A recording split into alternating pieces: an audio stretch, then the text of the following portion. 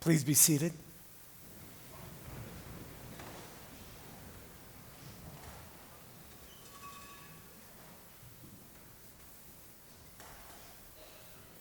So there you have it. There's the story of Jesus' death. I imagine for many of you, it's not the first time you've heard it. It's probably familiar to most of you, in fact. But I wonder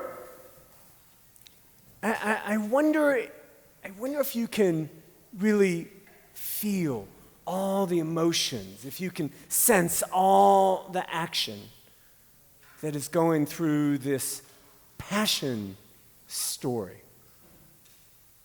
Or maybe because it's so familiar, you've grown accustomed to it all. Maybe because you're sitting in relatively comfortable pews. You have no sense of how uncomfortable the moment was. Maybe because you're sitting next to people who you know and you love, who are familiar to you. It's hard to imagine what happened amongst the crowd.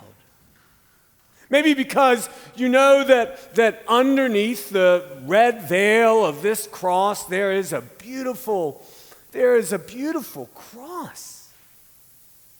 So it doesn't seem threatening. Maybe because in a week's time, we're going to be back here. We're going to hear another story, and it's a story filled with promise, and it's a story that brings joy to our hearts. So maybe it's hard to get in touch with the grief in this story. Or maybe it's simply because this is a story that was written so long ago in another place at another time that it just doesn't seem like it's our story. If any of that's true for you, I want to invite you to think again. Think again about what we've just heard. I want to invite you to imagine that you are in your home, you are perhaps sweeping the floor, or perhaps doing some sort of project, perhaps stirring a pot over an open fire, and you hear people running through the streets, and a neighbor comes by and says, Did you hear? Did you hear? They arrested Jesus, and they're going to try him right out there in the square in front of all of us. Come on. So you drop what you were doing. You'd run into the streets. You join the crowd. You'd sort of elbow your way in so you could get a good look at the action, so you could hear what was being said between Pilate and the religious authorities. And at some point, as you stood in the crowd, you might just have a sense that the crowd was turning into a mob.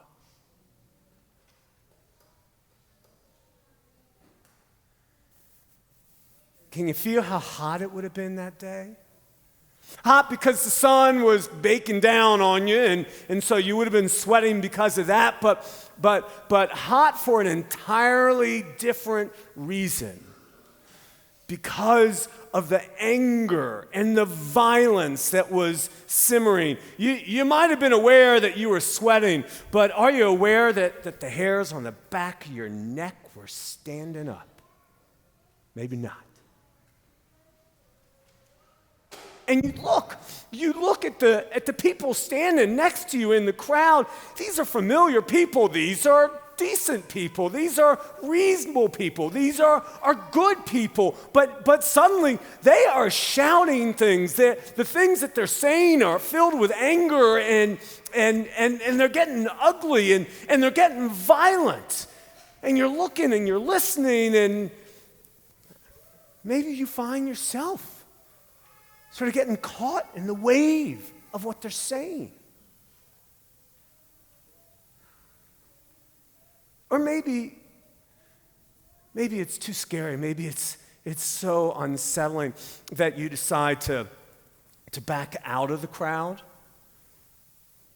to find a safer place. Oh, it would have been a place on the periphery where you could still see the action because you don't want to miss what's going to happen. It'll be a place where you can still see this harrowing, terrifying cross that has been erected in the square. You know, we come into church, we see the cross, and it speaks to us of promise. It gives us hope, but in those days, understand that the cross spoke of death. That the cross was the empire's way of executing the most dangerous, the terrorists and the murderers. The cross did not promise life. The cross brought death. It's like if we had an electric chair to reverence here today. That's what you're looking at. Maybe from the middle of the crowd or maybe from the side of the crowd. Maybe you've moved to the side of the crowd so that it's not only more comfortable, but frankly, so that you can pretend like you're not really that interested, so that you can actually act as if you hardly know this guy, this Jesus. Maybe you're on the side of the crowd so you can watch, but do nothing, but say nothing. Where are you? Where do you find yourself in this story?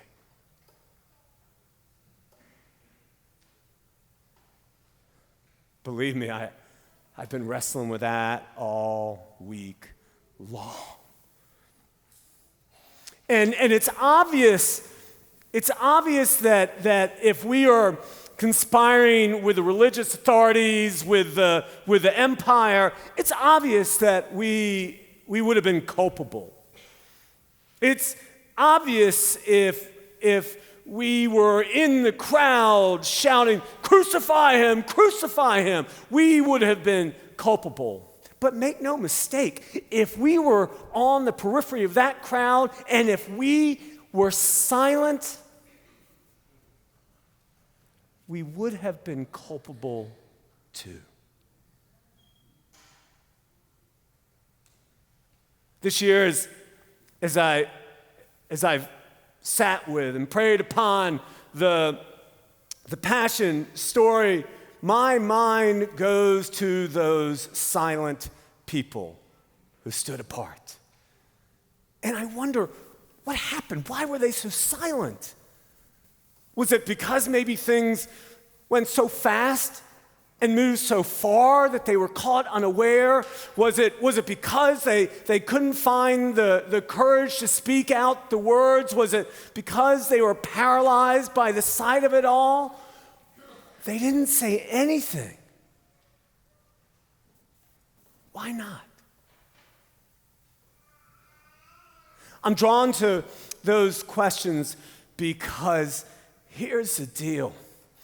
This Passion narrative, while it might first have been written some 2,000 years ago, while it might be a historical account of one kind or another, it is not a one-time story, right? Anytime that oppression, that greed, that judgment, that violence overcome community, compassion, concern, love, and grace, this story is rewritten again. And this story is being rewritten again right now. Right now.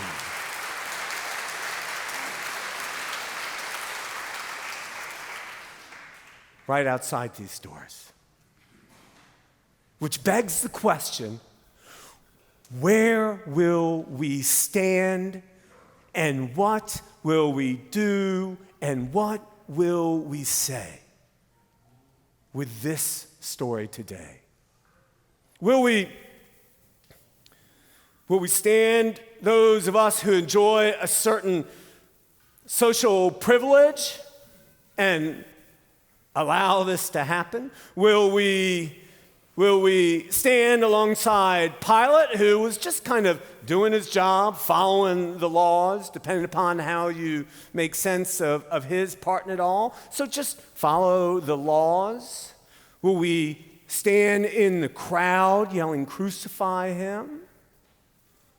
Will we stand silent? Will we will we respond to hate with hate? Despite the fact that Jesus' example said that at the very least we should pray for our enemies, and even as he butted heads with the temple authorities, with the empire, he prayed for them as well. Will we enjoy our privilege, or will we remember that Jesus preached a gospel that was about justice, that was about a community where all were beloved? Will we participate in the crowdsourcing of rage, and that's what's going on, or will we be able to remember that there is a distinction between outrage and rage?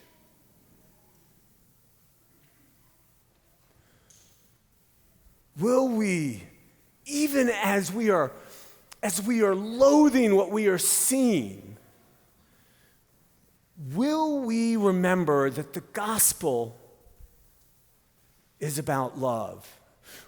Even as we are confronting this power, this brute force, this force of power, will we respond with our own like force, or will we remember that Jesus' example of power was entirely different? That Jesus' power was born out of his conviction, but also his sacrifice. Was born out his strength, but also his gentleness. Was born out his clarity about what is not of God, and also his sense that each and every person is a children of God. How will we respond to this story that is being written outside our doors? Will we have something to say about it? Or will we be silent?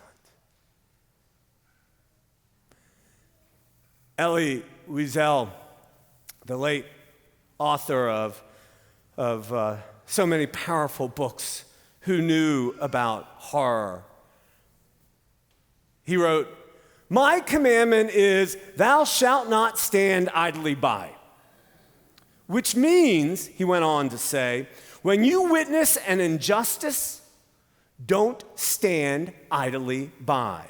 When you hear a person or a group being persecuted, don't stand idly by. When there is something wrong in the community around you or far away, do not stand idly by. You must intervene. You must interfere.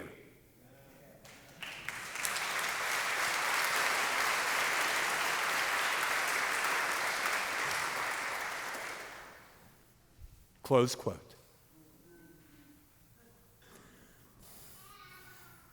I don't know about you, but me, I don't know where I would have stood some 2,000 years ago. It's hard to say. But 2,000 years later, we got a chance to figure it out for ourselves. We got a chance to figure out where we will stand and what we will say. And I don't fully know, but I do know this. Jesus is just dying to figure it out. Amen.